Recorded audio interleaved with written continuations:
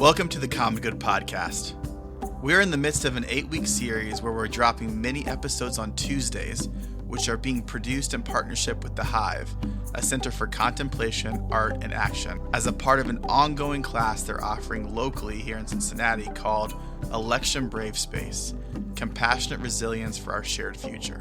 The intention of these episodes is to introduce a variety of simple tools and practices to help you navigate this politically tumultuous moment, leading to and through the election. If you're feeling heightened levels of intensity, disparity, conflict, and polarization, then these episodes are for you. For today's episode, Troy Bronsink leads us. Troy is a spiritual director, retreat leader, and entrepreneurship coach. Troy creates spiritual depth in both faith-based and secular settings, helping individuals and communities foster belonging and skillful group agreements. Here's Troy. So we're going to work on a personal practice today, one that is inner work that can deeply impact the ways we work interpersonally. The connection between my regulated nervous system and the ability for us to co-regulate, the intelligence that comes out when we're connected with one another and not blended with our fear and our anxiety and other parts of our nervous system that put us on alert and basically shut down the connection between one another. I heard recently someone say, never allow your emotions to dictate your decision. It was a helpful interview podcast, and someone was describing the importance of basically not acting when you're angry. But I think there's a missing link to this, and that is that there are emotional intelligences that are on our side, that are conspiring with us to connect with others. At the core of seeking the common good together is the notion that what's in me is in you. And the capacity for social imagination to open up between individuals is an evolutionary inheritance. I mean, it's a sense of the biology of a mammal that can sense another mammal, and then our own ability to look into eyes and know, is this safe? Our own sense of our heart space, am I harmonizing with this other person? And in contrast, anxiety turns the nervous system into a state of alert where there's no longer a bi-directional connection. It becomes an individual experience. And we know that trauma is based in the notion of disconnection. The body's assumption, belief, perception that I'm disconnected now from myself, disconnected from others, from the land, from the things I call sacred. And so this inflamed nervous system that happens as we get in our news feed or on TV a new political ad, that inflamed nervous system is actually dysregulated and as a result not able to connect to the other folks we're with. And I want to give a few examples of this. That the power of brave space is to create the capacity for trust to arise naturally, not trust that's coerced or bargained for, not one that has the threat of me of invading you or abandoning you. And how we regulate that defensiveness is part of our own inner work.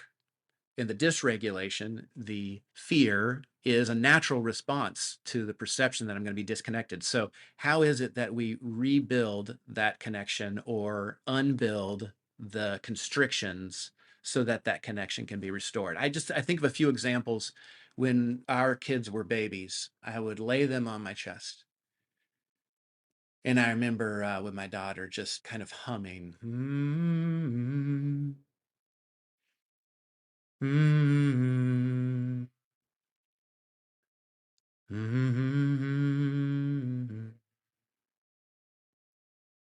Even as I do it right now, I can remember that moment where we were feeling into one another, her own vulnerable self filled with an expectation of that connection.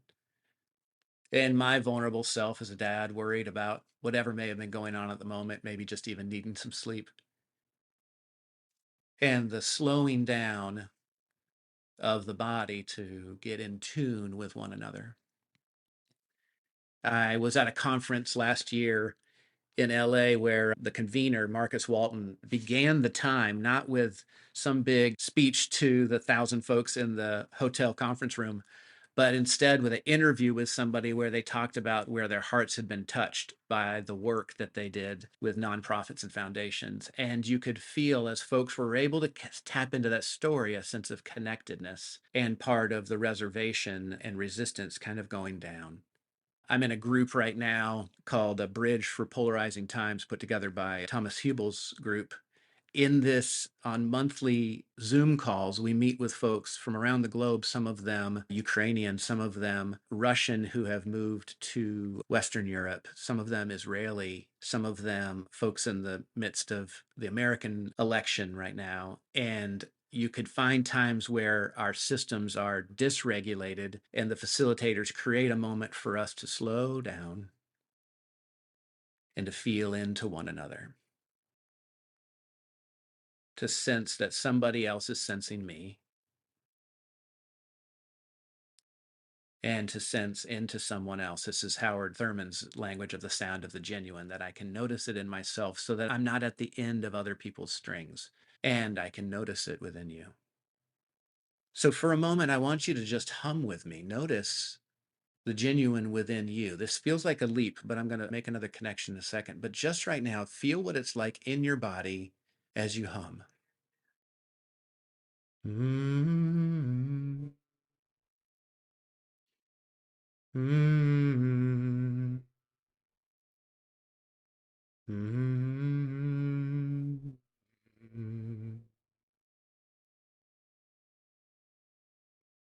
Maybe you want to put your hand on your chest and do that again. Mm-hmm.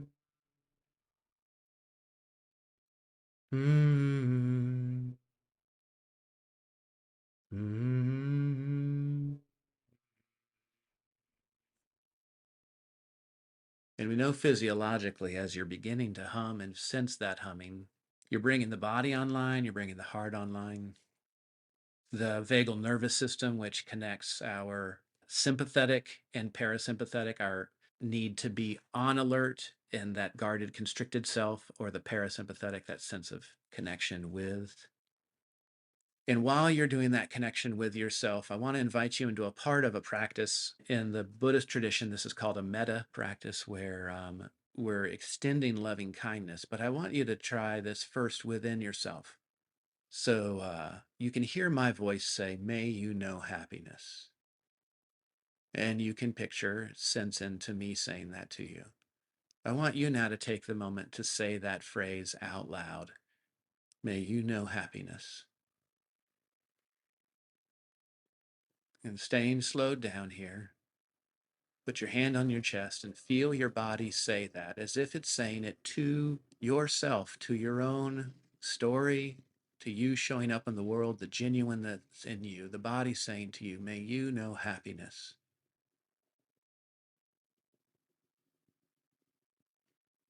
And then I'd like to invite you to say that from the place of your own groundedness, your blessing place, to your body, the same thing. May you know happiness.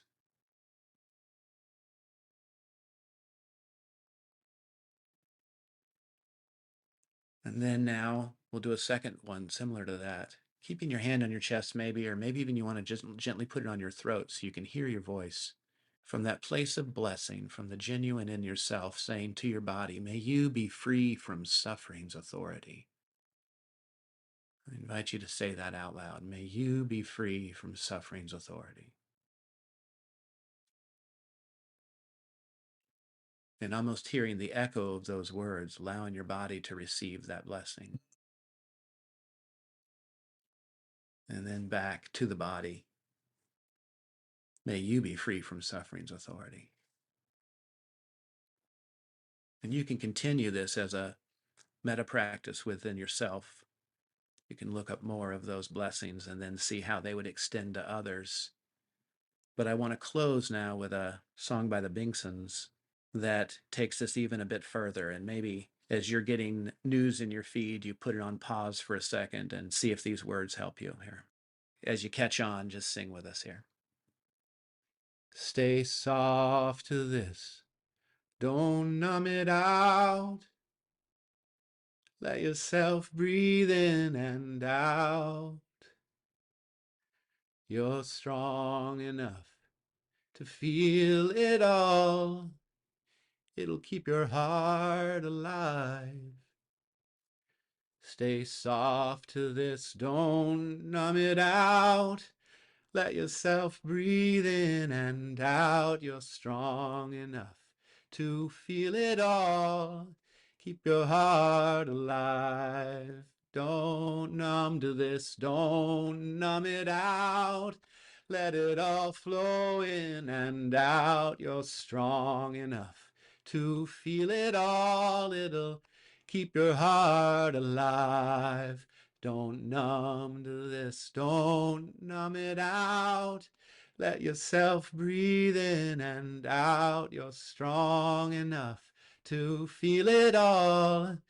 Keep your heart alive.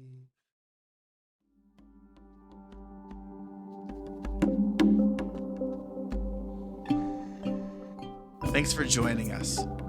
Check the show notes for more information about Troy, the Hive, and Election Brave Space, Compassionate Resilience for Our Shared Future. This episode was produced by me, Joey Taylor, and the music is from Jeff Corman.